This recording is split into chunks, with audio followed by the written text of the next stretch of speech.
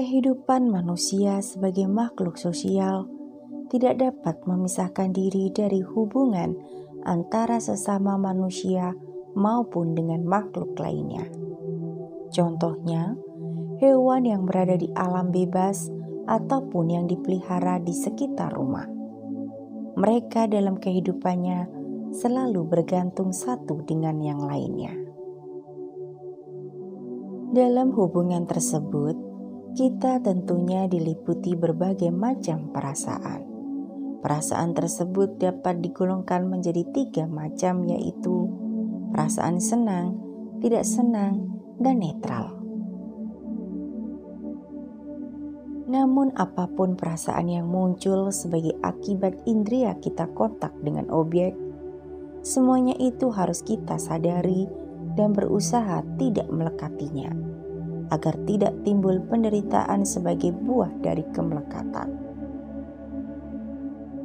Dalam hubungan dengan berbagai macam pihak tersebut, maka sebagai konsekuensinya akan terjadi hubungan timbal balik antar satu pihak dengan pihak lainnya. Ketika peradaban masih sederhana ataupun pada zaman sekarang yang serba cepat dan modern, dalam aktivitasnya, manusia tidak bisa hidup tanpa bekerja. Apakah bekerja itu tujuannya untuk diri sendiri, pihak lain, maupun untuk kepentingan sosial?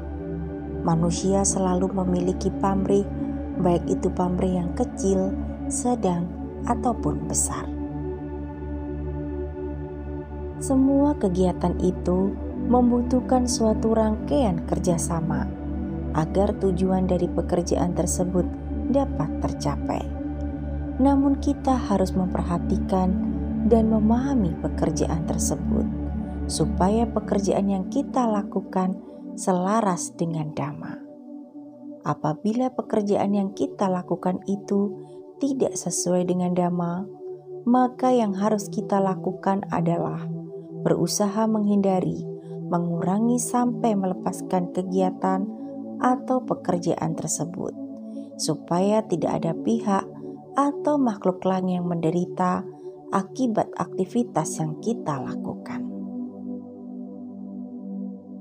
Kesungguhan yang menjadi kekuatan dalam bekerja.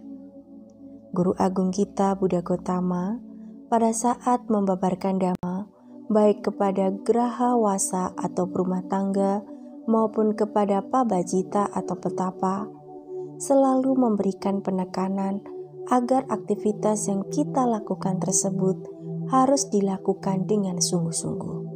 Karena dengan kesungguhan, pekerjaan dapat menghasilkan keberhasilan. Dalam Samyutta Nikaya 5, 276, Sang Buddha menjelaskan 4 kekuatan dasar yang merupakan kondisi-kondisi berguna untuk mencapai tujuan dan juga merupakan jalan menuju kesuksesan dalam kemampuan pihak yang melakukannya. Pertama, canda adalah kepuasan dan kegembiraan di dalam mengerjakan sesuai yang patut dilakukan. Dalam melakukan suatu kegiatan, kita harus berusaha merasa senang, yang membuat pekerjaan berat menjadi ringan. Kegembiraan akan menjadi energi bagi kita, sehingga seberat apapun pekerjaan itu akan dapat kita selesaikan dengan baik berkat kegembiraan dalam bekerja. 2. Wirya adalah usaha yang bersemangat di dalam mengerjakan sesuatu yang patut dilakukan. Usaha yang dapat juga disebut sebagai daya upaya merupakan hal yang harus dikembangkan. Karena tanpa usaha, kita tidak mungkin mampu menyelesaikan pekerjaan. Seperti pepatah klasik yang berbunyi, perjalanan yang jauh dan panjang dimulai dengan satu langkah pertama. Ketiga, cita adalah perhatian yang penuh terhadap apa yang sedang dikerjakan tanpa membiarkan berlalu begitu saja. Saat kita melakukan suatu pekerjaan dan ingin mendapatkan hasil yang sukses dan memuaskan, maka kita harus benar-benar fokus terhadap apa yang sedang kita lakukan. Dengan memberikan perhatian penuh terhadap pekerjaan yang kita lakukan, maka kita dapat meminimalisirkan kesalahan-kesalahan, sehingga pekerjaan dapat lebih mudah diselesaikan. Tidak banyak membuang waktu, tenaga, materi, dan sebagainya. Keempat, wimamsa adalah merenungkan dan menyelidiki alasan-alasan terhadap apa yang sedang dikerjakan. Saat kita bekerja yang diawali dengan perasaan senang, kemudian berusaha dengan penuh semangat dan konsentrasi terhadap apa yang kita kerjakan. Kita juga perlu merenungkan dan menyelidiki apakah pekerjaan ini bermanfaat bagi diri sendiri maupun pihak lain. Bila manfaatnya telah kita rasakan, maka untuk selanjutnya kita berusaha agar pekerjaan tersebut harus bermanfaat bagi pihak lain.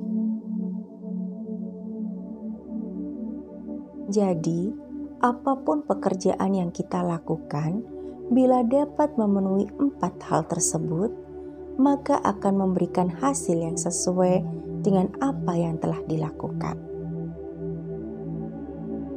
Sebagai karyawan, akan mendapatkan penghasilan dan perhatian yang baik dari atasan. Bagi pedagang, akan mendapatkan kelancaran dalam usahanya. Bagi olahragawan, akan memperoleh prestasi yang tinggi dan berbagai macam kegiatan yang sesuai dengan norma maupun aturan yang telah ditetapkan. Khusus dalam hal perdagangan, Sang Buddha memberikan batasan tentang sesuatu barang yang akan diperjualbelikan. Ada 5 macam perdagangan yang harus dihindari, yaitu berdagang makhluk hidup, berdagang daging, berdagang senjata, berdagang minuman atau zat-zat yang dapat memabukkan, dan berdagang racun. Anguttara Nikaya 3.208. Bila kita telah dapat menghindari 5 macam perdagangan yang salah dan hidup selaras dengan Dhamma, maka kita akan mendapatkan kekuatan dan keselarasan dengan lingkungan sekitar kita. Kebahagiaan yang merupakan impian semua makhluk akan dapat dirasakan tidak hanya oleh diri sendiri, tetapi juga oleh pihak lain.